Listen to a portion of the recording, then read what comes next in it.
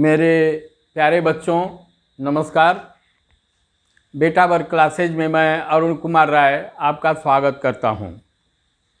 साथ ही शिक्षक दिवस के अवसर पर आप सभी लोगों को शिक्षक दिवस की ढेर सारी बधाइयाँ। शिक्षक दिवस हमारे देश में 5 सितंबर को प्रतिवर्ष मनाया जाता है। यह अपने देश के प्रथम उपराष्ट्रपति एवं बाद में जिन्हें भारत का दूसरा राष्ट्रपति बनाया गया, स्वर्गीय सर्वपल्ली राधाकृष्णन के जन्म दिवस के अवसर पर शिक्षक दिवस मनाया जाता है। राधाकृष्णन जी का जन्म 5 सितंबर 1888 को थिरुत्तानी तमिलनाडु में हुआ था एवं 17 अप्रैल 1975 को इनका देहावसान मद्रास चेन्नई में हुआ था। बच्चों, इनका नाम सर्वपल्ली, इनके नाम के आगे सर्वपल्ली क्यों रखा जाता है अथवा रखा गया, तो इसके पीछे कहानी यह है कि इनके पूर्वज तमिलनाडु में स्थित एक गांव सर्वपल्लिया के निवासी थे। बाद में इनके पूर्वजों ने उस स्थान को सर्वपल्लिया को छोड़ करके थिरुत्तमन्नी में आकर के रहने लगे, लेकिन उनके परिवार के लोगों की यह इच्छा थी कि सर्वपल्लिया को हम लोग नहीं भूलेंगे और इसलिए उनके परिवार के सभी लोगों ने अपने नाम के आगे सर्वपल्ली लगाना शुरू कर दिया।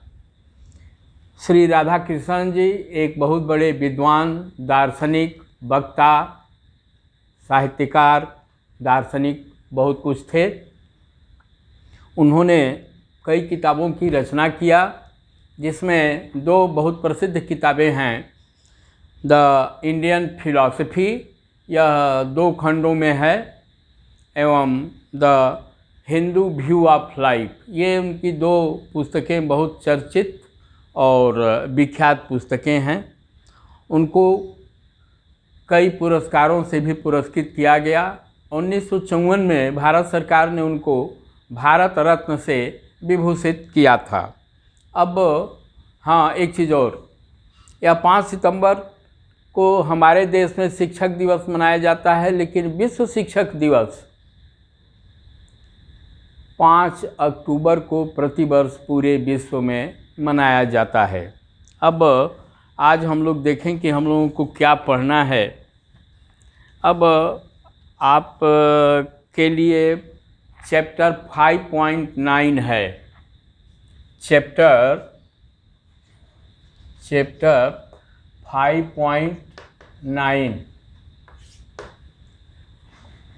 5.9 में है त्रिभुज के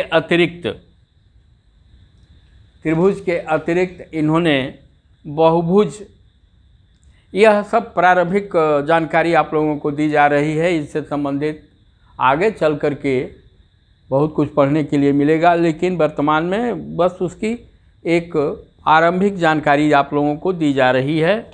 जैसे अब भुजाओं की संख्या के आधार पर बहुभुजों का नाम रखा गया है। जैसे त्रिभुज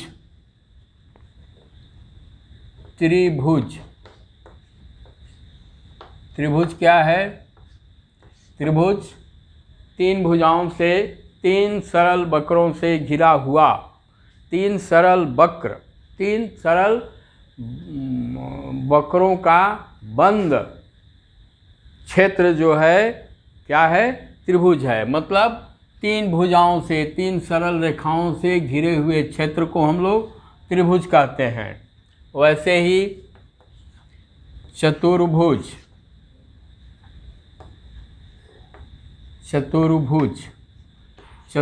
क्या है? वह क्षेत्र जो 4 भुजाओं से, 4 सरल रेखाओं से घिरा हुआ हो। ठीक। पंचभुज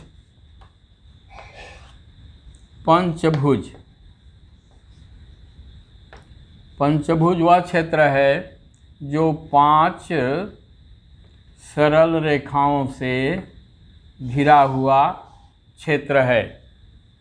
1, 2, 3, 4 और 5 षट्भुज, खट्भुज।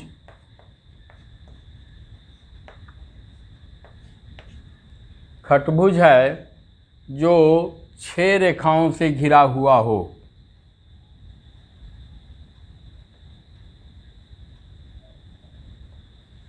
ये 6 रेखाएं हैं। सप्तभुज भी हो सकता है, लेकिन हम लोग मतलब त्रिभुज, चतुर्भुज, पंचभुज, खट्भुज और अष्टभुज। यह स्पष्ट है कि जितनी रेखाओं से घिरा हुआ क्षेत्र होगा, जितनी सरल रेखाओं से घिरा हुआ बंद वक्र होगा, वह उसके नाम से, जैसे 8 भुजाओं से तो अष्टभुज हो जाएगा। यह अष्टभुज। अष्टभुज को आप ऐसे बना सकते हैं, यूं यूं यूं ले जाइए, यूं ले जाइए, यूं ले जाइए,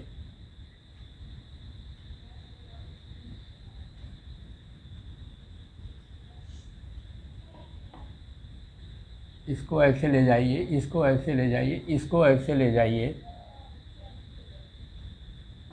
इसको ऐसे ले जाइए, इसको ऐसे ले जाइए, और यो 1, 2, 3, 4, 5, 6, 7, 8। ये 1, 2, 3, 4, 5, 6, 7, ये 7 ही हुआ। तो थोड़ा इसको और कर दीजिए, इसको यूं कर दीजिए और फिर इसको मिला दीजिए। मतलब 8 भुजाओं से घिरे हुए क्षेत्र को हम लोग अष्टभुज कहते हैं। ठीक, अब इससे संबंधित हम लोगों की प्रश्नावली है एक्सरसाइज 5.8। एक्सरसाइज 5.8 है। अब इसको देखें कि इसमें क्या है।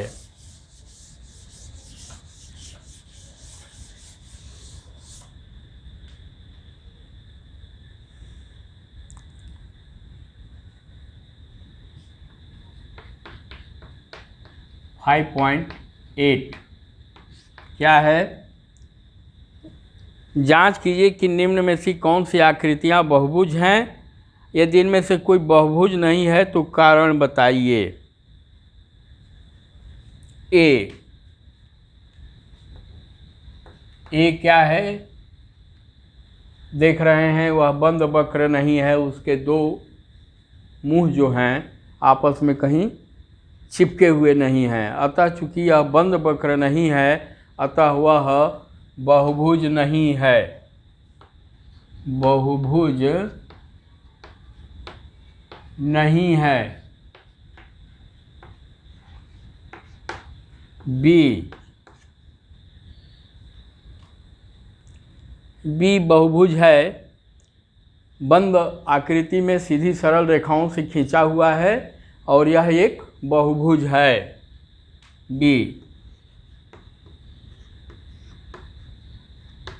बी बहुभुज है। सी क्या है? यह बहुभुज नहीं है। क्यों बहुभुज नहीं है? इसलिए कि वक्र है और यहाँ आकर के यह एक गोला है। अतः यह सरल रेखाओं से घिरा हुआ बंद वक्र नहीं है। यह बंद वक्र है लेकिन वक्र रेखा से है। और बहुभुज के लिए क्या जरूरी है कि सरल रेखा से घिरा हुआ वह बंद वक्र होना चाहिए। वह क्षेत्र जो है सरल रेखा से घिरा हुआ होना चाहिए, सीधी रेखाओं से घिरा हुआ होना चाहिए। यह नहीं है। और डी भी वैसे ही है। यहाँ तो मान लीजिए इसमें 2 दाएं और बाएं बाजू पर जो रेखाएं हैं सीधी हैं, लेकिन बाद में चल करके टेढ़ा हो जा रहा है। अतः यह बहुभुज नहीं है। अब प्रत्येक बहुभुज का नाम लिखिए। Question number 2।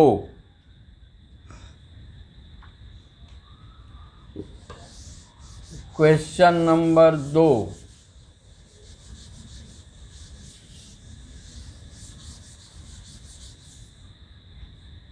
Question number 2।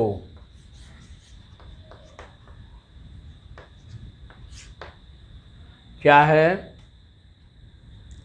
प्रत्येक बहुभुज का नाम लिखिए।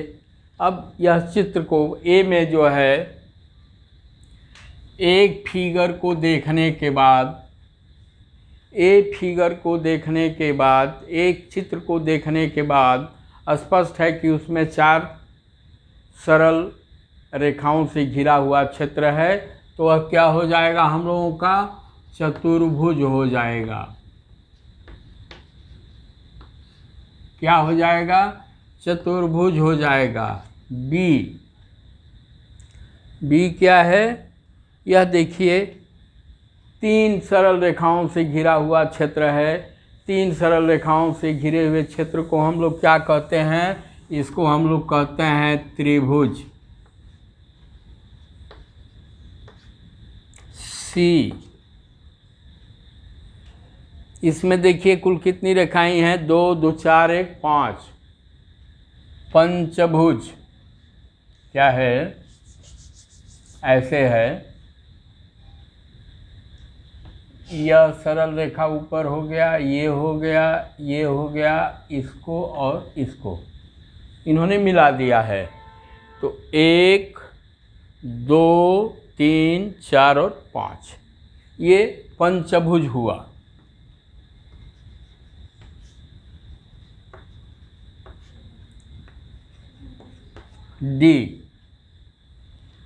डी क्या है? डी को काउंट कर लिया जाए। 1 2 3 4 5 6 7 8। उसमें उस घिरे हुए वक्र में 8 सरल रेखाओं से वह वक्र घिरा हुआ है। तो वह क्या है? अष्टभुज है। यह अष्टभुज है। इस प्रकार क्वेश्चन नंबर 2 हम लोगों का सॉल्व हो गया। अब देखा जाए क्वेश्चन नंबर 3 में क्या कह रहे हैं।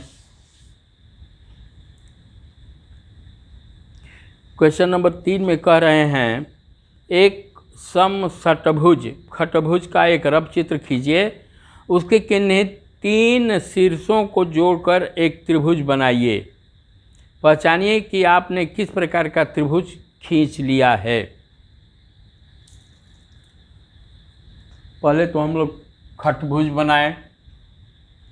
खट्भुज बनाने के लिए क्या किया जाए? यह खींचा जाए, इसको खींचा जाए, इसको हम लोग यूँ मिला लें, फिर इसको ऐसे मिला लें और इसको ऐसे मिला लें। ये हम लोगों का खट्भुज हो गया। थोड़ा फिगर बढ़िया नहीं बना, एक दूसरा फिगर मैं बना रहा हूँ।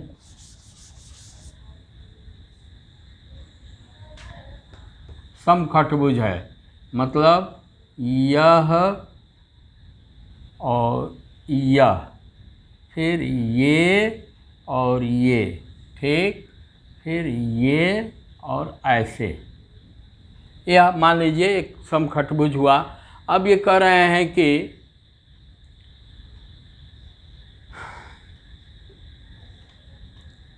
तीन शीर्षों को जोड़कर एक त्रिभुज बनाइए। तो क्या हो सकता है? मान लीजिए एक शीर्ष इस शीर्ष से इस शीर्ष को हम लोग मिला दें,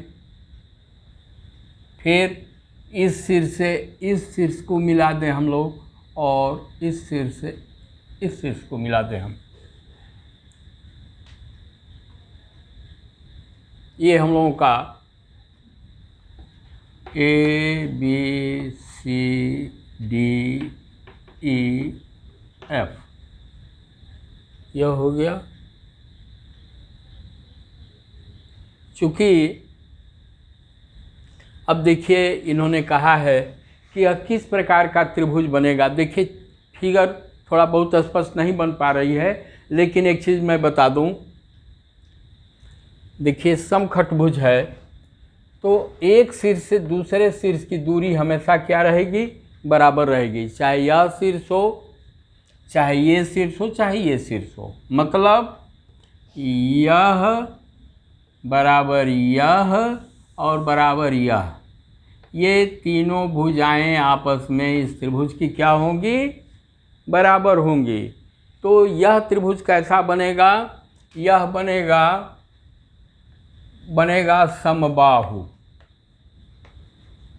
समबाहु त्रिभुज बनेगा। क्या बनेगा, समबाहु त्रिभुज बनेगा। और क्या बनेगा, एवं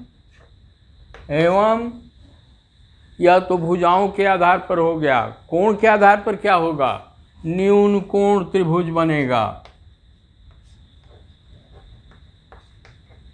इस विषय में हम लोग पीछे पढ़ चुके हैं। पहली बात यह समबाहु त्रिभुज बनेगा और भुजाओं के आधार पर, कोण के आधार पर यह एक न्यून कोण त्रिभुज बनेगा।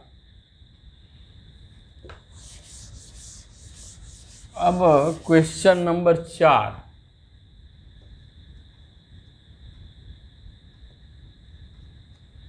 क्वेश्चन नंबर 4, एक सम अष्टभुज का चित्र खींचिए। इस अष्टभुज के ठीक 4 शीर्षों को जोड़कर एक आयत खींचिए। चलिए, तो हम लोग अष्टभुज पहले खींचें। ये हुआ, यह हुआ,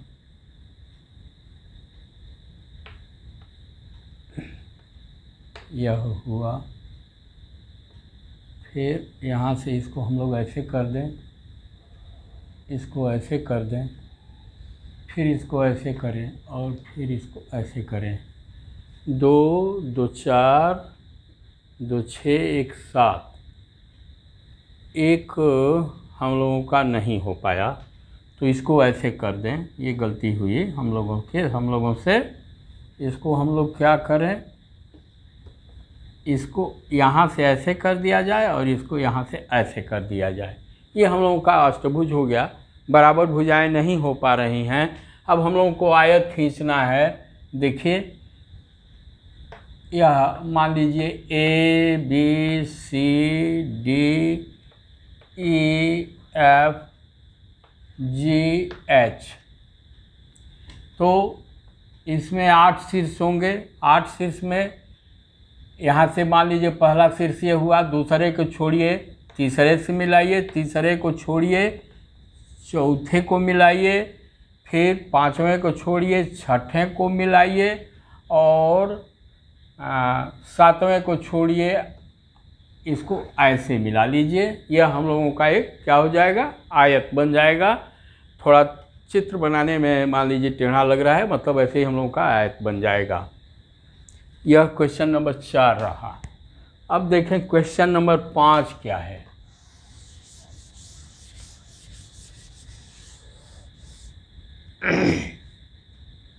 क्वेश्चन नंबर 5, क्वेश्चन नंबर 5 क्या है, किसी बहुभुज का विकर्ण उसके किन्हीं 2 शीर्षों को जोड़ने से प्राप्त होता है। ये तो ठीक है।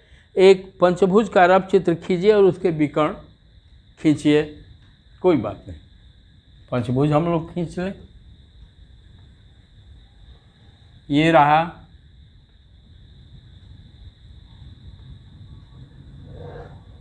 ये हो गया, ये हो गया और फिर ये हो गया। ये पंचभुज हो गया। अब ये क्या कर रहे हैं,